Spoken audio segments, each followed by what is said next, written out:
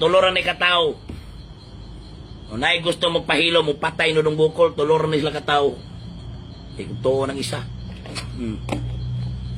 Ana ko gibinlan, ana ko gibuat video ana. Pag ko'y problema nga impas na ning kalibutan na ni pero mangita jud nagresibo pagkahuman. Ana ra man na.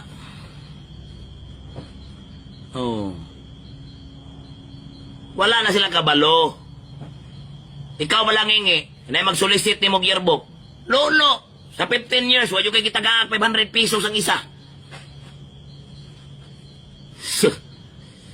Putlig tiil ka.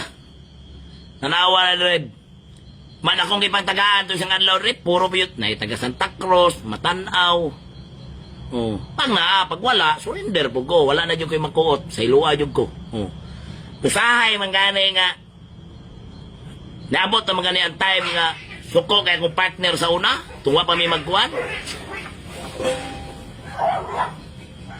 Ang ikasukan niya, ang pampalit o gatas sa kong anak. Napil pa na kong hatag.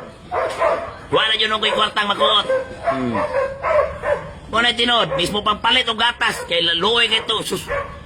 Tinod na, walay atik ni. Di masuko. Nga pampalit o gatas, kailangan mo ito'y Blue Baby ba? Blue Baby. Na, last kwartan doon ng bukol.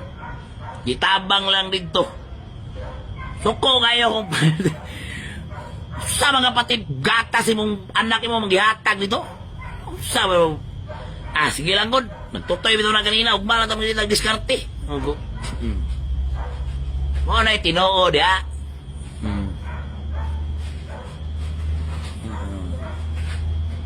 Mo na, kada eleksyon ako dari balanging iyor, kamo mga media.